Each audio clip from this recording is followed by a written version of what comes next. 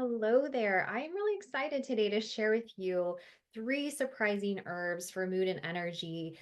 As herbal medicine becomes more mainstream and popular, I'm so grateful to see that people are looking to nature and natural approaches to support their energy, their mood, heal from anxiety, fatigue. And yet, sometimes we're not using the right herbs that are going to be the best herbs for really addressing our own unique patterns or those of our clients. And so let's talk about three herbs that you may know of, but maybe you've never really thought of them in terms of supporting mood and energy. And these are really powerful herbal allies for things like grief, for fatigue, for ADHD and PTSD, and other types of emotional and mood type of support. I'm Michelle Brown. I am a functional nutritionist and a clinical herbalist, and I teach other holistic practitioners and aspiring herbalists how to use herbal medicine that really incorporates a traditional herbalism approach with a modern functional medicine framework. And so I can't wait to show you how to use three of these surprising herbs in ways you may not have thought of before. And stay to the end because I have something I want to share with you, one of my favorite herbal formulas for helping my clients to address unresolved grief or chronic sadness. And I also have something for you. Down below, you can find my free Herbal Medicine Matrix handout that will teach you three principles of mastering herbal medicine to get the best results for you or for your clients. So let's jump in. I want to start by talking about an herb that most people think of for cardiovascular health, and that is hawthorn. The berries and flowers are often used, and we think of hawthorn as a cardiovascular tropho-restorative, and that just means that it nourishes and strengthens the heart over time. But hawthorn is also unnerving. It's one of the actions of hawthorn, which means it calms and supports the nervous system. So this is an herb that isn't just for the heart, all right? It's for calming the nervous system. It's a really nice tonic herb. And again, as I mentioned, I use this for grief or sadness or PTSD or what we might call stagnant depression, right? That kind of depression that kind of lingers, situational depression that just doesn't resolve, even though we may have moved through a specific situation like a divorce or losing a job, this depression that kind of hangs around.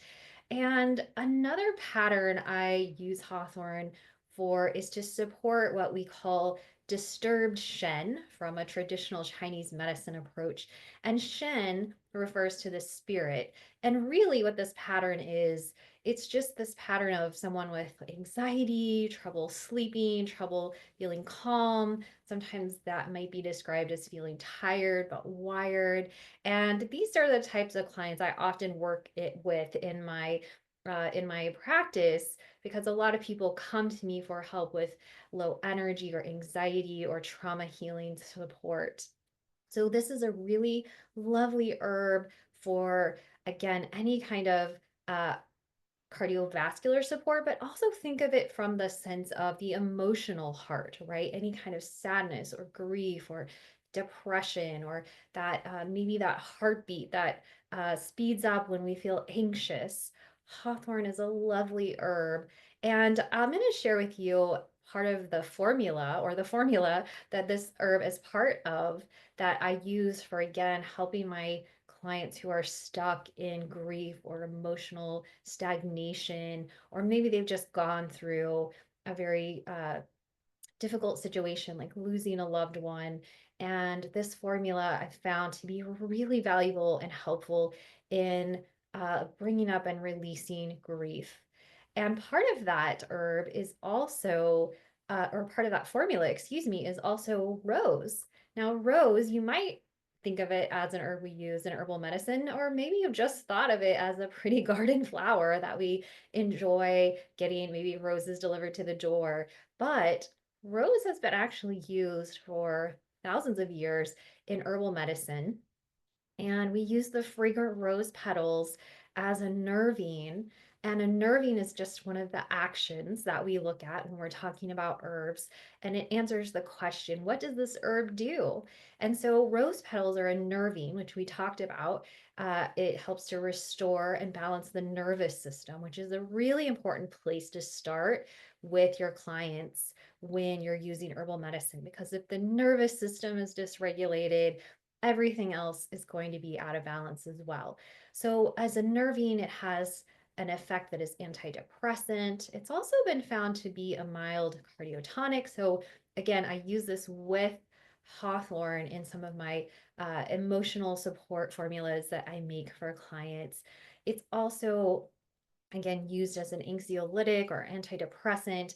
And in Persian medicine, where we first see rose being used, it also has an affinity for the liver, and it was used as a liver tonic, which I think is really interesting. We know from the traditional Chinese medicine herbal tradition that the liver has a specific relationship with emotions, right? Any kind of strong emotion, certainly things like anger, but it's said that really any kinds of strong or stagnant emotions are related to an imbalance with the liver. So I think there's an interesting connection there with the affinity of the rose for the liver.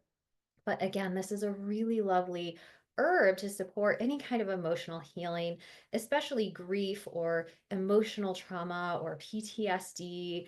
Again, that any kind of heart related emotions, right? We think of sadness or grief really impacting our heart. We might hold our heart when we feel overwhelmed. So there's this affinity, right, between the heart and these types of emotions. In a randomized controlled trial, Rose improved mood and cognition when it was combined with a medication for dementia. So I think it's really interesting if we look at some of the research behind Rose and how it impacts the mood. It can be really valuable in this context. Again, I'm going to share that formula with you in just a minute for supporting grief. But I want to share with you one more herb today that I think is really beautiful for balancing mood and energy, and that is saw palmetto. Now, if you know anything about saw palmetto, you probably know that it's often used for BPH, right? Benign prostatic hyperplasia. And that is very valuable use for saw palmetto, but it's not the only use. And when we understand the different ways we can use herbs in this way, we understand the energetics, the actions of these herbs, the affinities. We can get really targeted in how we're using herbs to support our clients and our own health. And so be sure again to download the Herbal Medicine Matrix guide below because I give you the three pillars of mastering herbal medicine that you need to know. And again, one of them is the action of these herbs. So this is also one of our nervines, right? That really helps to balance the nervous system response. And we can use saw palmetto as a nutritive tonic as well. It has a deeply nourishing impact on the body. It's said from a kind of an herbal medicine perspective to nourish and build the deep immune reservoir, or from again that traditional Chinese medicine, that TCM perspective, it's known to strengthen the qi or that vital energy of the body, and it has an affinity for the lungs and the immune system. So this can be a really lovely herb to use for people who are dealing with chronic fatigue, burnout, or exhaustion, or any kind of wasting condition. We might think of anorexia or cachexia. Maybe someone's going through cancer treatment, for example, and having trouble keeping weight on because they are having trouble keeping food down. It can be really lovely. Again, nutritive tonic used in this way. And in fact, what we know from the traditional use of this herb is this was really how it was used traditionally as a nutritive tonic. And I want to point out as well that when we're building energy in the body, that is really one of the most foundational pieces of addressing any kind of emotional overwhelm or anxiety or fatigue, there's often this lack of energy in the body where we just don't have the ability to move through situations and circumstances and trauma appropriately or efficiently or effectively. And when we bring energy into the body through some of our nutritive tonics or adaptogens, which I often talk about, we can really help to resource our body and our nervous system in a way that we can handle things more efficiently, effectively, if you will. So, these are three amazing herbs that I think don't get enough attention when it comes to supporting ourselves or our clients with energy, with mood, with healing from emotions that are strong or from trauma. So make sure you give these a try. And I actually have three other herbs that I wanted to talk about in this context as well. But I don't want to make this video too long. So I'm going to save that for next time. And I'll share three more herbs with you that I think can be really valuable herbs for mood and energy that aren't your typical adaptogens or some of those more well-known nervines, but are amazing at helping to shift the emotional state of the body. And isn't that what herbal medicine really does so effectively? It helps on every level, spirit, mind, and body, to bring the body back into balance, and can be so useful for helping to bring up unresolved emotions or grief or chronic sadness, and to even move through trauma. So check these herbs out and try rose and hawthorn. I often combine it with mimosa in order to help my clients to bring up some of these chronic emotions like sadness and grief and move through them effectively. So that's a great formula to use. And I've seen it work in many cases with clients who are dealing with unresolved grief. Be sure also to grab your download, that Herbal Medicine Matrix, so that you can start to learn how to use herbal medicine effectively in your own life and with your clients. And again, I will see you next time. We'll talk about three more herbs that I think are really powerful in helping to support our mood and our energy and get us to a place where we feel good in our body, moving through stored emotions and tapping into that healing response. I'll see you next time.